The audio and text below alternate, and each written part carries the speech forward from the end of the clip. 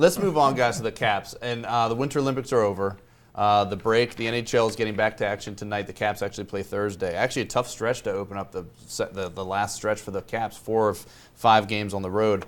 And I want to talk to you, Dan, about Alex Ovechkin and the Caps specifically. Obviously, we know about the Caps' difficult stretch ahead, but what do you expect from him? And what is the sort of – I want to read a quote from Adam Oates to sort of set this up. The toughest thing is obviously going to be Ovi and where his head is, which I think we can all say we don't blame him. I'm sorry, I totally misread that. Which is obviously going to be Ovi and where his head is, which I think we can all say we don't blame him. Coach Adam Oates said, I'll try to get him back on page as fast as I can. He might be down for a bit. Maybe he can shake it off. Who knows? Not really optimistic from the head coach's standpoint, Dan. It's not, and there's been so much chatter for years and years about Sochi and Ovechkin and winning gold on his home ice. It went about as poorly as it possibly could have for him. He scored 1 goal within like the first minute, game. I think, of competition. And then he didn't score, his team didn't score. I think they got eliminated, as soon as was reasonably, as soon as possible, really. They weren't going to lose before the quarterfinals. And so it went terribly. I think that I mentioned before the Olympics started, I thought there could be a disaster if he fared poorly there and came back and didn't have the motivation. And the coach talked bad about him too. The Russian coach, exactly. The Russian coach specifically mentioned him. I don't know. The thing is with the Capitals right now, Ovechkin's played so great in the first half of the season, and they're still not in playoff position.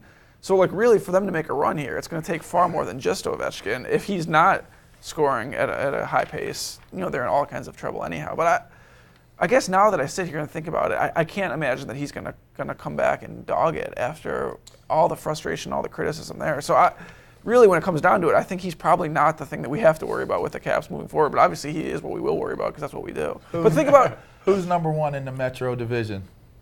The Penguins. Add a little salt to the wound. Add a little insult to injury. Number 1 in the Metro Division. Another gold for Crosby. Oh my gosh! And another goal for this has been the 2 guys that have been connected to one another from day one. Who's better? Is it the grade 8? Is it the kid? Is it Crosby the kid? The golden boy. It may be hard. They play different. Really. There you go. They play different positions and this, that, and the other. But when you look at it, it just seems like whenever there's a big stage where something has to be delivered, that guy didn't score a goal the entire games. They make it into the gold medal game. He scored the most important goal of the game. He scores the goal. You're right. That is the go-ahead goal for them to win the gold medal. It just seems as though he can't escape Crosby either. Right. And I'm sure that's something that's weighing on him as well, as you're trying to establish that you may be the greatest hockey player in the National Hockey League. In the world. Yeah. And in the world. And it just keeps coming up that a guy that can't even stay healthy. Your rival wins gold. He can't even stay healthy. How much country. does Crosby really play? But when it matters, the dude finds a way to make a difference, and I think that's an insult to injury there, too. It's true. We didn't even mention the fact that his father, obviously we hope he's okay. His father had some heart troubles after that. Yeah, sure. And Ovechkin, we know how close he is. His father's at the practice rink all the time. His father's at virtually every home game. So there's that, too. And then, we talk about Nick Backstrom, who's obviously the second most important player. And what a heartbreaker. Total heartbreaker. Doesn't get to participate. It's still not even clear whether he's going to ever get that silver medal for being part of the team. Right. And he's obviously the second most important player on the Capitals. And he's clearly dejected by what took place. Clearly dejected. Yeah, he looked miserable. And Carlson doesn't get any medal. Carlson played well. He played well. He played well, but he doesn't get a medal. Right. He played well. Erat doesn't get a medal. And Marcus Johansson, the 5th guy, is currently in Sweden with some kind of visa problems and didn't make it back for practice today. So all in all, you talk about 5 guys. Yeah, each of them had the Caps. A pretty rough go of it over there. Let me ask you this quickly in the last 30 seconds we have.